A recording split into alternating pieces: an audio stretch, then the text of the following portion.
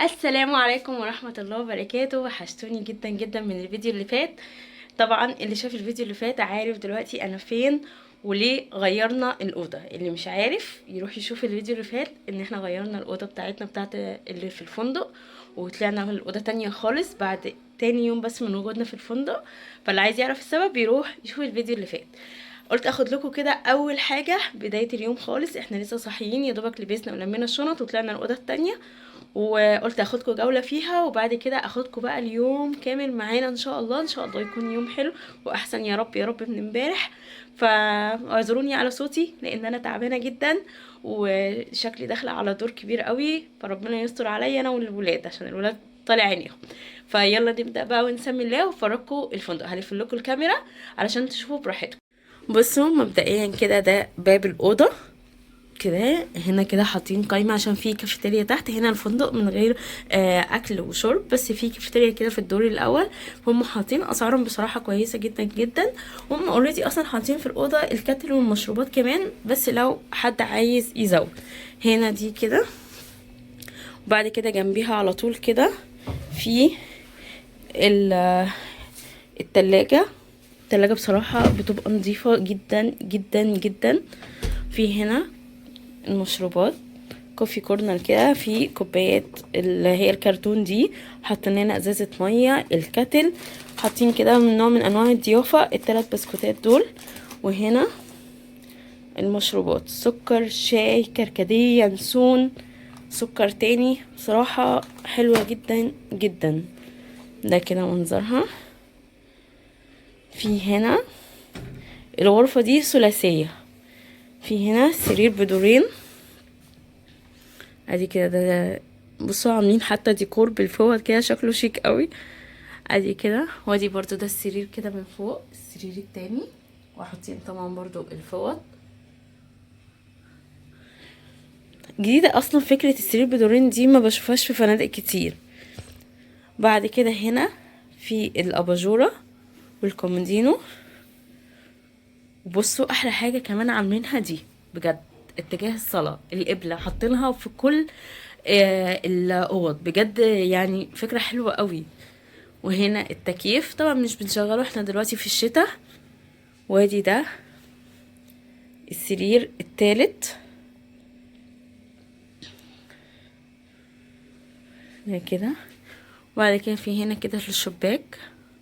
وطبعا مفيش فيو هنا ولا حاجة، لان اصلا هنا يعني في وسط بالظبط يعني في ميدان المنشية، فهو اصلا مفيش فيو، هو في وسط عماير. بعد كده دي هنا المروحة بس كده. بعد كده هنا ده الدولاب كنت فاتحاه بنتفرج عليه. دولاب نظيف جدا بصراحة اهو، بس للاسف هنا مفيش شماعات، مش عارفه ليه. الاوضه التانية كان فيها شماعات، ممكن ابقى اطلب منهم يجيبوا لنا الشماعات لاني بحتاج اعلق الهدوء. بعد كده هنا بصوا كده ده الحمام اهو. ده كده الحمام. الحمام بصراحه نظيف جدا جدا جدا. وهنا برضو حط لنا الصابون، حط لنا هنا الشامبو والمناديل. صراحه الحمام نظيف قوي قوي كده. ده شكل الاوضه كلها. بصراحه الاوضه حلوه جدا نظيفه، اهم حاجه مش كبيره قوي. بس احنا اصلا مش جايين نقعد في الفندق هنا، احنا جايين علشان خاطر نخرج يا دوبك. احنا بنيجي حرفيا على النوم بس، يعني ما بنعملش اي حاجه غير ان احنا بننام في الاوضه، ولا بناكل هنا ولا بنشرب هنا ولا بنقضي اليوم هنا ولا اي حاجه. فبصراحه تقضي الغرض، وحلو مكانها جدا، موقعها استراتيجي. يلا بقى كملوا معايا الفيديو للاخر. احنا هننزل دلوقتي عشان نفطر ونشوف بقى هنقضي اليوم ازاي، وان شاء الله يكون اليوم حلو.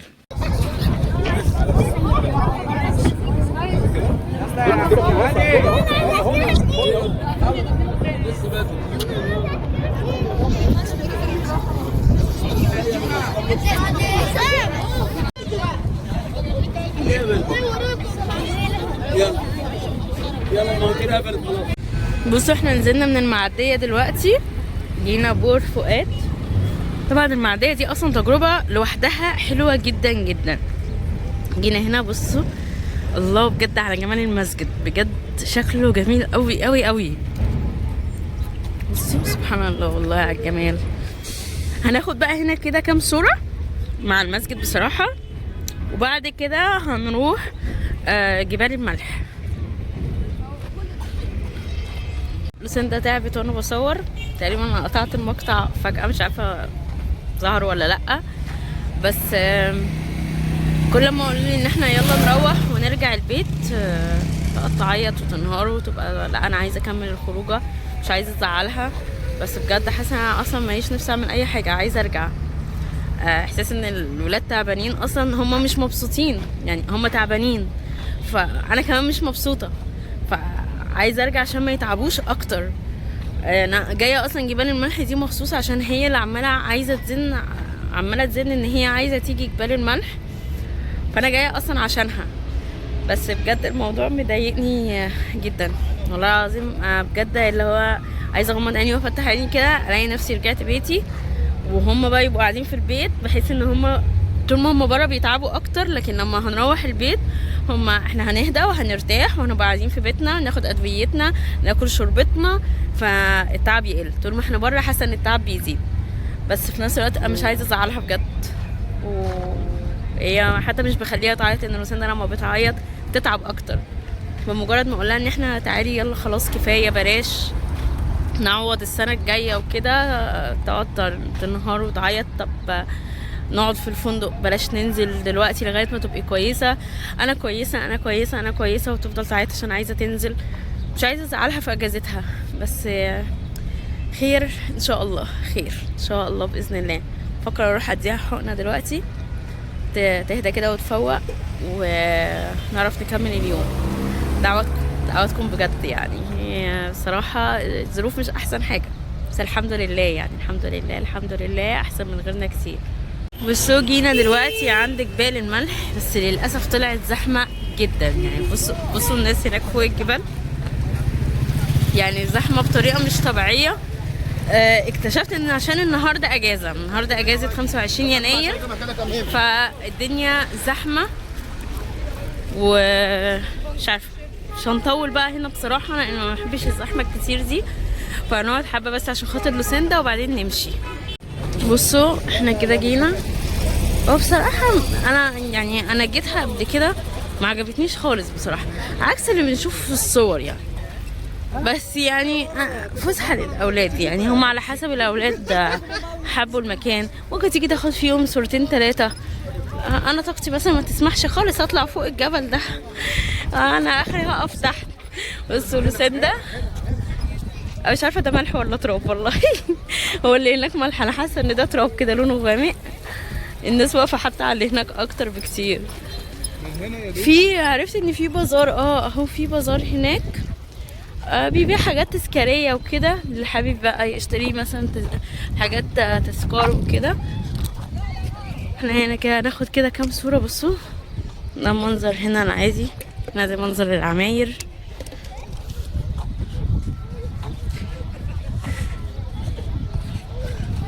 كده. خلي بالكم بس ان هو بيلبك في الايد جامد جدا يعني، الناس اللي تيجي كده ما تبهدلش نفسها قوي عشان بيلبك والله جامد قوي. بصوا خلصنا جبال الملح وراجعين تاني على بورسعيد.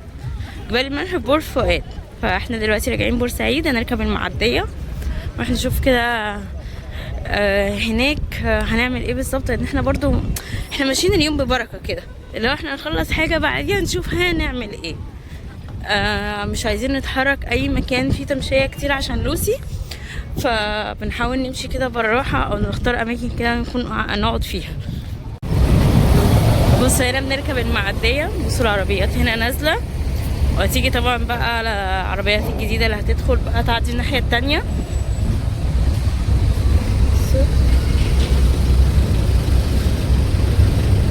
احلى حاجه ان المعديه كمان فيها كراسي كده قعدات عشان الناس اللي مش قادره تقف.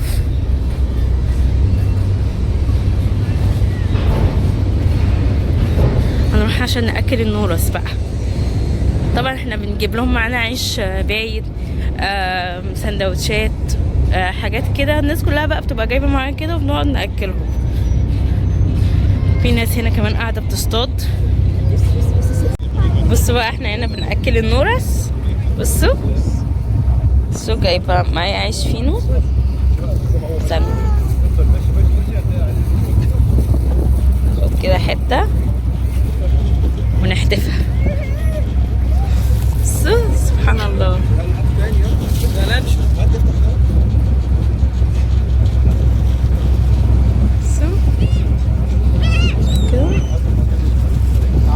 بصوا بينزلوا ياكلوا ازاي. بصوا بينزلوا ياخدوها تاني. احنا جايبين تقريبا كمية فينو وسندوتشات وعيش شامي. احنا ما شاء الله بنغذيهم.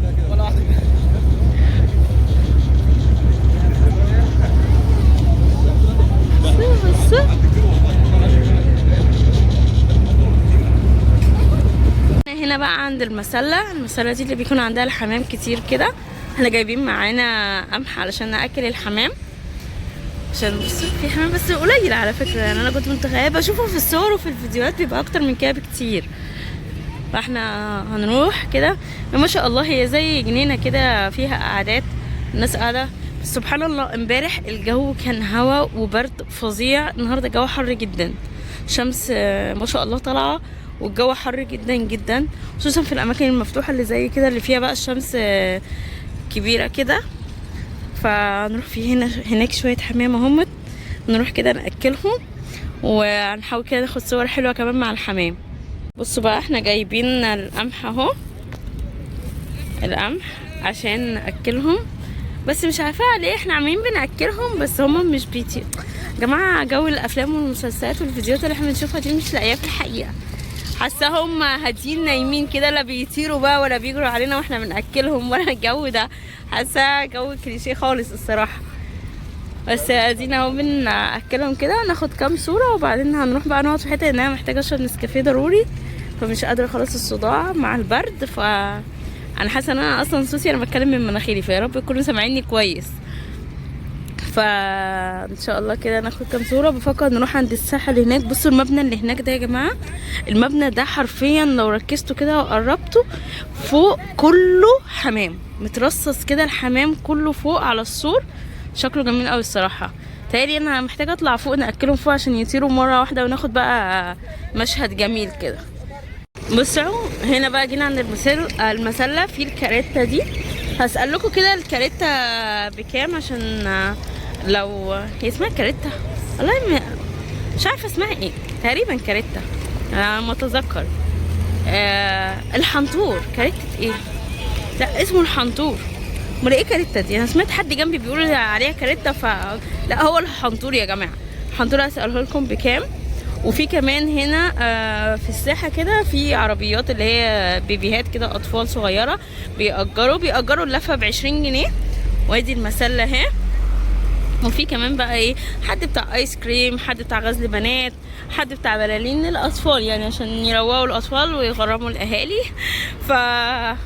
هنا بقى الناس بتيجي تقعد، جايبه مثلا اكل بتاكل، بيتصوروا، بيلعبوا الحمام، الاطفال بتلعب كده بالحاجات دي. فكده يعني سألت لكم على اسعار الحنطور. انا مش عارفه اتكلم والله العظيم من كتر التعب انا فاصله. في لفه ب100 ولفه ب150 ولفه ب200، تبقى على حسب بقى الوقت والمسافه، وانت على حسب برضو ما تفاصلوا اكيد يعني مع الناس، كل حد بقى بيفاصل بسعر، فعلى حسب بقى ما تفاصلوا براحتكم. الجو لما الشمس بتغيب بصراحه بيبقى حلو قوي، بيبقى فيه هوا خفيف كده حلو قوي. لما الشمس بتطلع الجو بيبقى حر جدا. بصوا بقى احنا جينا هنا استراحه محارب بقى بصراحه. جاي اشرب كوبايه نسكافيه اللي هموت واشربها من ساعه ما صحيت الساعه 11. الساعه دلوقتي 4:30، لسه بشربها دلوقتي. فقعدنا كده قدام حديقه فريال، والكافيه نفسه اصلا اسمه فريال. كافيه رايق كده، كوزي كده، صغنون كده ورايق كده قوي. فقعدنا، انا صوتي اصلا خلاص ابتدى يروح، فربنا يستر كده واعرف اكمل الفلوج معاكم على خير، لان الوضع صعب قوي. بس بصوا هندوق كده واقول لكم رايي ايه. بصوا ده الكافيه اللي احنا جينا قعدنا فيه اهو. بصوا برضو هوريكم هنا من المشروبات كده، اسعارها بصراحه كويسه قوي. عايزه اقول لكم ان القعده فيه رايقه، هدوء اصلا. يعني احنا قعدنا بره، في قعده تاني جوه واحنا قعدنا هنا بره. القعده بصراحه رايقه قوي وهاديه. واحلى حاجه كمان ان في العاب، في يعني تقدروا كده تيجوا تعملوا هنا في الالعاب. في هنا العاب الاسئله والالعاب اللي هي المشاركه اللي مع بعض بصوا الالعاب، بنك الحظ بقى، والسلم والتعبان، شطرنج، دومنة. في بصراحة ألعاب حلوة قوي.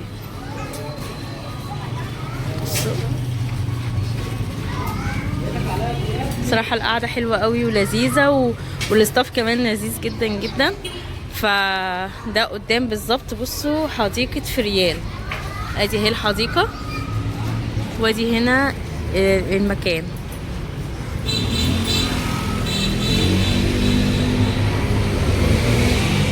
مرضتش امشي قبل لما اجي حديقه فريال واصورها لكم، مع اني بصراحه بحس ان ملهاش اي لازمه الصراحه. هي الحديقه حلوه بس هو انت اخرك هتيجي تاخد صورتين وتمشي. فانا اوريدي واخده الصورتين دول قبل كده في المره اللي فاتت لما جينا، فاللي هو حاسه ما كنتش عايزه، بس قلت صراحه ادخل افرجكم. يعني حاسه ان انا بقى ايه رجعت، فاللي هو انا عايزه اعمل الحاجات اللي كنت بعملها زمان وانا بصور، لو ادخل وافرجكم وتعيشوا معايا الاجواء وتتبسطوا كده. بصوا هي جميله قوي بصراحه في الزرع بتاعها، في المناظر فيها كده مناظر حلوه. الناس اللي هنا في البيوت ما شاء الله ما شاء الله اللهم بارك. يعني بصراحه الفيو بتاعهم حلوه قوي، بيوت كده حواليها فيها. بصوا طبعا هي اكتر حاجه هي مشهوره بيها اللي هي الطاحونه اللي هناك دي، شايفينها هناك. هحاول اقربها لكم كده اهي. بصوا هي الناس بتيجي اكتر حاجه بتاخد صور مع الطاحونه هنا. هنروح ناخد صوره احنا كمان. وهنا كده دي كده ساحة برضو الناس تقف تتفرج فيها، وفي نفس الوقت ان هي تاخد صور فيها. قعدات برضو الناس تقدر تقعد فيها. في هنا الجامع. بصوا في هنا استراحة تقريبا، عشان بس ما كنتش بفتي، بس انا جوزي بصراحة هو اللي كان قال لي قبل كده، بس انا مش فاكرة الكلام ده. كان دي استراحة حد هنا، كان تقريبا مش عارفة الملك فؤاد ولا والله اروح اسأله تاني عشان هو قال لي وانا بنسى الحاجات دي. استراحة يعني حد من اللي كان بيحكموا مصر كانوا بيقعدوا هنا في الاستراحة اللي هناك دي، فنروح نسأله علشان ابقى اقول المعلومة صح. انا جيت بقى اهو دلوقتي بساله. ايوه يا بابا الاستراحه دي بقى بتاعت ايه؟ ده العمال الخديوي ساعه افتتاح القناه، الحفله بتاعت افتتاح القناه كان عامل دي لاستقبال فيها الضيوف. دي وهنا وفي واحده هنا تاني، وفي خريطه في الارض كده. الخريطه دي عاملينها جديده في الحديقه عشان هو قاعد يشرحها لي برضو، بيشرح كده قناه السويس عامله ازاي. لو بصوا هتلاقوا في خط كده في النص، ده كده المفروض تقريبا كان يمشي فيه ميه، بس هم اكيد قافلين الميه عشان الناس. ايوه كان فيها ميه، ايوه عشان يشرح قناه السويس ماشيه ازاي بالظبط، وكاتبين كده في الارض بفروعها بقى وكده يمين وشمال، وهنا بتصب في الاخر ايه، وكاتبين بقى الاسامي كده في الارض. بس دي كده هنا ده المنظر. نروح بقى عند الطاحونه. بصوا جينا هنا اهو عند الطاحونه هنا. انا بحاول ارفع ايدي بس ان هي زحمه، مش عايزه اطلع ناس معايا. في كمان رحلات زي ما قلت لكم النهارده عشان النهارده اجازه. في اهي الطاحونه، نقف بقى ناخد لنا صوره كده. بصوا احنا جينا هنا في شارع اسمه شارع البازار. صراحه اول مره اجي ده، بس عاجبني قوي قوي قوي بجد. محلات الخضار اللي معبيين كل حاجه كده في اطباق فل كده ودافينها بستريتش، لذيذ قوي صراحه. شفت كذا فرش حتى ان هم زي العربيات بقى حاطين كده. بصوا ده محل انتيكات اللي هي الحاجات القديمه قوي. بصوا فلوس طبعا هنا. بصوا فناجين القهوه دي ليه في ناس بقى مهووسه بشراء الحاجات دي، تيجي ممكن تلاقي حاجات بقالها زمن الزمن يعني. هنا بصي حاطط كده زي سلاسل كده وعقاد. في هنا محل المصري ده بسمع ان هو مشهور قوي هنا، مطعم كده. بصوا هنا بقى محلات. بصراحة للأمانة أنا مش عارفة، بخاف شوية من العروض لأن في أسعار بتبقى اوفر. فأنا مش فاهمة هل الحاجات دي متركبة تحت السلم ولا الحاجات دي بيبقى مثلا مدة صلاحيتها قربت تنتهي، أو بيبقى اللي هي حاجات كسر فيها شوية عيوب. مش عارفة صح، بس في ايه عروض كده حلوة، عرض خاص في الأسعار حلوة قوي. سعي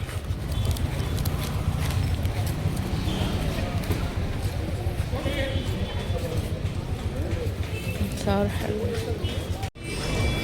بصوا ما شاء الله منتجات ايه يعني، اللي هي الحاجات المستوردة والحاجات محلات. كان في علوش وده، وكان في محمود الفار كمان.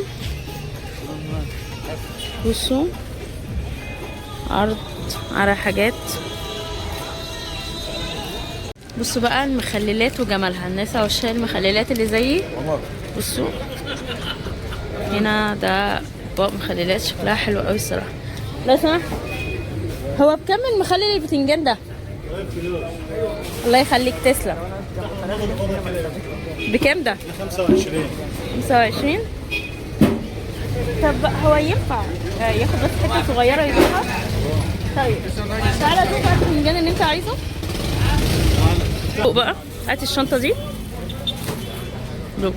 هو بقى بص اسم المحل هو جبور. بس كده من عينيا. اسم المحل ايه؟ جبور. الشارع بتاعك فين بالظبط؟ شارع البازار، محل جبور. هو اول ما تدخلوا عند بعد التقاطع ده تاني محل قدام العراقي بتاع السمك اهو.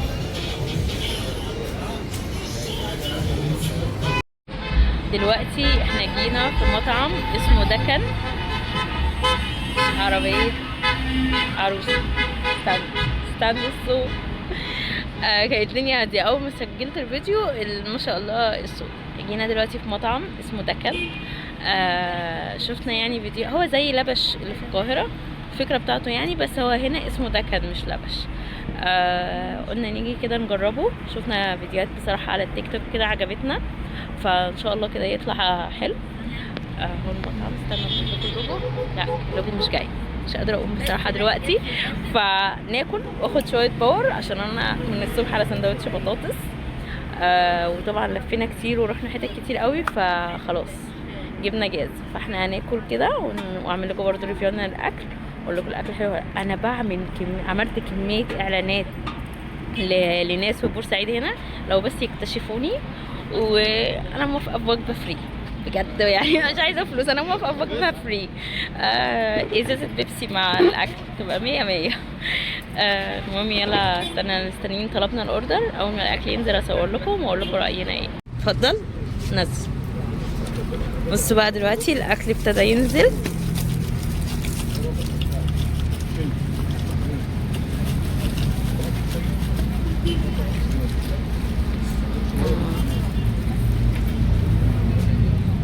بطاطس، لا ده بطاطس وعيش. لا انا بصوا دقها.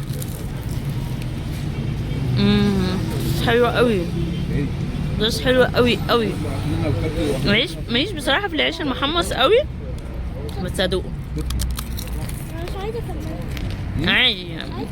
حلو بصراحه، حلو، بس انا ماليش فيه قوي. البطاطس حلوه قوي. احلى حاجه حلوه عجبتهم البطاطس جميله الصراحه. احلى حاجه ان هي مش ناشفه. انا ما بحبش الحاجه الناشفه. ف شاربه زيت. مش شاربه زيت، ما انا بقول برضو مش ناشفه.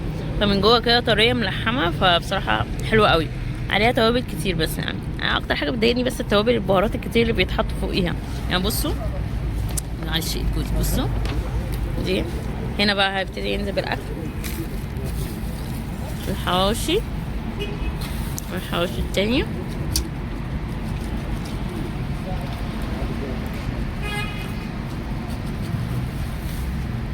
الكفتة والشيش. ادي السلطات كمان نزلت، طحينه، مخلل، طماطم، مخلل تاني هنا، طحينه، وادي هنا الجلافز والمناديل.